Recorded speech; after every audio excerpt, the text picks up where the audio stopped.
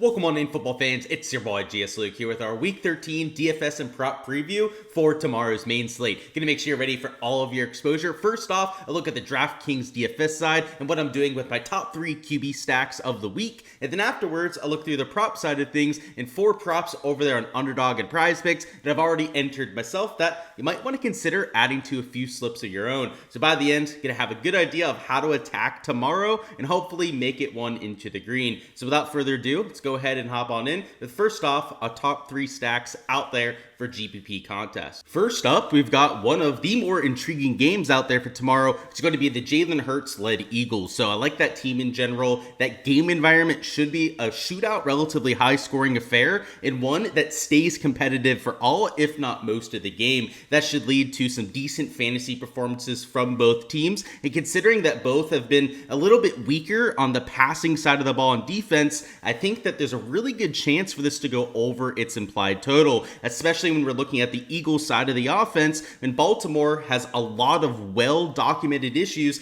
at defending opposing passing attacks. So with AJ Brown back, they're expected to have Devontae Smith active. If they have all of the weapons available out there for Philly, I think that they're going to have quite a bit of success through the air, kind of like what you saw out there with Joe Burrow against them. And if it is anything, even just 2/3 of what Burrow was able to accomplish, that could pay off this $7,700 price tag. So that would be the one huge negative out there with the Jalen Hurts, is he's expensive and AJ Brown is expensive at wide receiver. Even a Devonta Smith is a little bit pricey there. Goddard at tight end is about averagely priced. If you were to use a Saquon Barkley out of the backfield for some correlation, you can see where a lot of your salary is going. So that's the one huge negative about this game. Even guys like Derrick Henry expensive, Zay Flowers coming at a price, and if you went with the Lamar Jackson stack, he's going to cost you a whole $8,000 at that spot. So the one clear thing that you have to do when stacking this kind of game is go out there and find some cheap pivots elsewhere. Luckily enough, we do have some injury news that has opened up a little bit of value this week. You can go out there and save the salary that you need. So Gus Edwards at running back could be a spot to get there. You have Moore at wide receiver, who's going to be chalky but super cheap at that kind of position. If you use those sort of players, you can fit in a premier spend up stack like you have between these two teams. So as of right here, you can see over here, I have some of the stacking information with Jalen Hurts. Because of his rushing upside, I have it down as I do want to stack it with at least one player, but I only have it down as one pass catcher. Because of that rushing upside, he can go out there, score at least one, maybe even 2 rushing touchdowns, and maybe only brings along one player in that kind of script. You know, somebody that's getting those 5 to 7 catches, maybe that over that 100-yard mark to get the bonus on DraftKings. That could be an AJ Brown, Smith, a lot of those players that you see listed there, but it's not 2+ like I have here with the stacks number 2 and 3. So a lot of that comes down to the rushing aspect that Jalen Hurts brings to the table, but I do want to buy back in all of these QB stacks. So whether that's a Henry, a Flowers, or one of those 2 tight ends over there for Baltimore, those would be some of my favorite options out there for a buyback, but I'm still looking at guys like a Justice Hill, potentially even guys like Rashad Bateman over there at wide receiver. So just because I only have a few guys listed over here as a buyback, just know that players like a Bateman getting to a Justice Hill at running back, for example, could also open up a little bit of salary if you have to spend up for some of these premier players elsewhere. Next stack we're going to go through is going to be CJ Stroud going against the Jacksonville Jaguars. If you don't know, the Jacksonville Jaguars are number 32 in the NFL when it comes to fantasy points allowed to opposing quarterbacks. So CJ Stroud has literally the best matchup imaginable out there for tomorrow. They're favorites. They've got to go out there and win to secure a decent position over there in the playoffs. He's only about 3.7% owned. So I know we didn't talk about ownership all that much, but anytime you have a quarterback that is super expensive, you're not oftentimes going to see them like 10-15% owned. That was the case with Jalen Hurts, but CJ Stroud down here at $6,400 also isn't carrying very much ownership. So that's going to be the case with all 3 of these quarterback stacks. Are going to be ways to get a little bit different to the field, as none of them are going to be extremely popular, though I do have some of my player pool stuff blacked out here on the sheet. Of course, guys, for these spreadsheets completely uncensored, I'll make sure to check out the Patreon page for that, but I did want to make sure to include some of my other projections at quarterback, just to give you guys a little bit perspective on why I like these quarterbacks in particular. Like guys like a Justin Herbert on this ownership tab, you can see is like 18.1%, and Anthony Richardson is like 14.5% owned. Even guys like a Darnold and Stafford are about 9, even 10% 50% owned over there with Stafford. I'd much rather have these guys that have great matchups, decent totals out there on paper that are like a third, sometimes even 4 or 5 times lower owned than some of the other guys around them. So obviously, if you can fit in some chalk, I guess you can make it work in some cases. But for me, I'm a large field GPP player for the most part. Even in some of my single entry stuff, I'm always looking to leverage against the field, especially when I can find a matchup like we have here with our first 2 stacks. On top of the matchup over here with the Jaguars, you've also got a lot of stacking options that make plenty of sense. I do want 2+ pass catchers here, as Stroud has significantly less rushing upside than somebody like a Jalen Hurts. So whether that's a Nico Collins, Tank Dell, Dalton Schultz at tight end, or even going with the running back correlation out there with the Joe Mixon. And on the other side of things, I'm not forcing in a buyback in every single lineup, but I am boosting guys like an Evan Ingram, a Brian Thomas Jr. wide receivers projection when I'm using a stack with CJ Stroud. So the way that you do that over there in your optimizers is you would set a role, if you're using a CJ Stroud, to boost the skill position players over there for Jacksonville, so that maybe you're not forcing in one of those players as a buyback, but it's going to give you a much higher chance of having one of those players as a buyback because you're giving them, in my case, probably like a 5 to a 10% boost in projection. So that's likely how I'm going to handle my stacking with CJ Stroud. That'll lead to me stacking a buyback at least probably about 50% of the time, if not more, depending on the projections for Evan Ingram and Brian Thomas Jr. So I like both of those two as buybacks, but just as I said before, just because I don't have players listed over here as a buyback does not mean I'm completely ignoring them. So whether that would be a Travis Etienne Jr., Tank Bigsby at the running back position, there are also a few other guys that you can consider as a buyback as well. And then the last stack we're going to go with here is going to be Russell Wilson going against the Bengals. You guys know I'm a Steeler fan, but I'm going to keep my fandom out of this. On paper, this is a really good matchup for Russell Wilson. The Bengals are a bottom 10 defense against opposing quarterbacks this year. And in terms of fantasy points allowed per game, they are a bottom 5 defense in that category. So the projection isn't going through the roof by any means. He's there at about 16.1 points. In fact, guys like a Darnold, Stafford, and Herbert around him project as quote-unquote better plays. But I would argue that this game environment, it's a divisional game. These games tend to be closely competitive, sometimes high scoring, like you've seen in some of these AFC North matchups lately. And the matchup here should lead to more passing. You've got a defense that is decent there with the front 7. The rushing attack for the Steelers has left a little bit to be desired the last 2 weeks out. And Russell Wilson has been pretty decent. He's been throwing the ball a lot the last few weeks. So I would expect that to continue against a really soft secondary. And what I really like here is the ownership angle. He's only about 1.2% owned, partially because the projection is about average at the very best, maybe even just a little bit below average when it comes to the median projection. But the guys around him are some of the chalkiest guys on the entire slate, right? 4 of those guys that I pointed out before as being like the clear chalk out here for tomorrow are literally sandwiched around a Russell Wilson. And when you take a look at the quarterback matchups, like at the very bottom of the list, you have guys like Baltimore, Jacksonville up there with our top 2 stacks. But Cincinnati is up there with that bunch in terms of fantasy points allowed per game. So if everyone's going to flock to these other quarterbacks that maybe compared to their sportsbook lines have slightly better projections than what you have here with Russell Wilson, then I'll take this lower projected player all day. Russell Wilson has a similar, if not higher ceiling to some of those other players, especially considering that the game environment against the Bengals could be amazing tomorrow. I mean, these divisional matchups, especially if the Bengals were to go out there and get a lead, that would lead to a ton of passing for Russell Wilson. And we've seen him when playing from behind against the Jets, going out there, had that really big game in the second half, go out there and have a lot of downfield success. The guys like a George Pickens, he's got Williams in the mix now. He's got guys like Calvin Austin that can go out there and break off a long play. At $5,700, he's not only going to save you a little bit of salary there, but he's also only 1.2% owned. So again, trying to keep my fandom out of this as much as humanly possible, but on paper, it's just a really good play out there for this slate. So just like you had in the second stack, I'm looking for at least 2 pass catchers out there with Russell, as he doesn't have all that much rushing upside. It's not like guys like Stroud, Wilson, or statues out there can't move or anything like that. It's just that they're not going to score you a rushing touchdown all that much, unless it's a sneak out there from the 1 yard line. So I would be stacking them with a Pickens, by far my favorite option in terms of correlation. At Pat Freiermuth, one of those two running backs, whether it's a Najee Harris or Jalen Warren, or even going to a Calvin Austin or a Mike Williams. So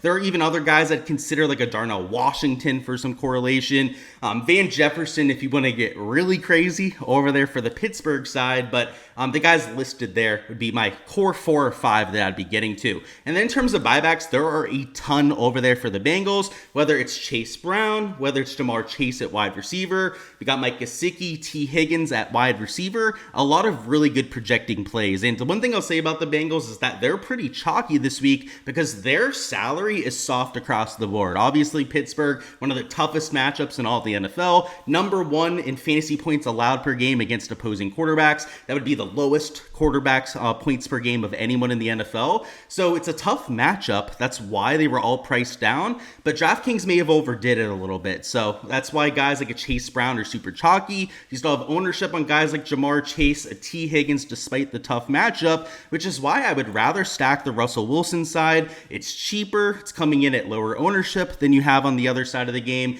and also has the much softer defensive matchup. And now for the prop side of things, where I've got 5 props I've already entered for tomorrow that you might want to consider adding yourself. So first up, we got this over on Gus Edwards rushing attempts, which is at 12.5 on FanDuel, juiced 138 for the over. So again, really close to that minus 140 mark where you start to see bumps on a lot of these sites. And though he didn't have a line on some of the other competitors like DraftKings, I really like this over on Edwards, as J.K. Dobbins has already been rolled out for the Chargers, and the matchup is relatively close between these Chargers and Falcons. You got a 1-point spread. Actually, Chargers is the favorites over there on a lot of those books, which means if playing from ahead, that they're likely going to have to run the ball quite a bit. And while it won't only be Edwards toting the rock for LA, I would imagine that you'd have Hassan Haskins getting the ball, maybe a little bit of Vidal mixed in there as well. Edwards is likely going to have at least 50% of the snap share, if not closer to 60% when it's all said and done. So this 12.5 mark I think is a little bit soft. I'd personally have him closer to a 13.5, maybe even a 14.5 projection, which is why with that sportsbook value over there on FanDuel, I was willing to take his over at this number. I've also got an over on George Pickens receiving yards. He's at 75.5, even 76.5 yards on books like DraftKings and FanDuel. So a 3, even 4-yard value depending on which book that you're looking at. And if you just heard me talking about the fantasy side of things, the Bengals are one of the worst defenses at defending opposing passing attacks. And the one thing that we know about Russell Wilson is that he's starting to throw the ball downfield a lot more than what you had with Justin Fields. That has been extremely beneficial for George Pickens, and is why his numbers have gone from about 45 yards a game early this year to closer to 70 to 75 like you've seen this month. So this seems like a jarring projection, especially if you're comparing it to these early year numbers, but it's a completely different situation with Russell Wilson at quarterback, and considering the soft matchup against this Bengals defense is why I'm taking that over as well. So a little bit of line value, a soft matchup, and a spot that I was very willing to get to. And then the last over we're going to take is this over on Joe Mixon rushing yards. He was at 82.5 on DraftKings, minus 125 for the over, and then at 84.5 over there on FanDuel. So a value compared to both sites, but especially FanDuel, where it's a whole 3-yard value.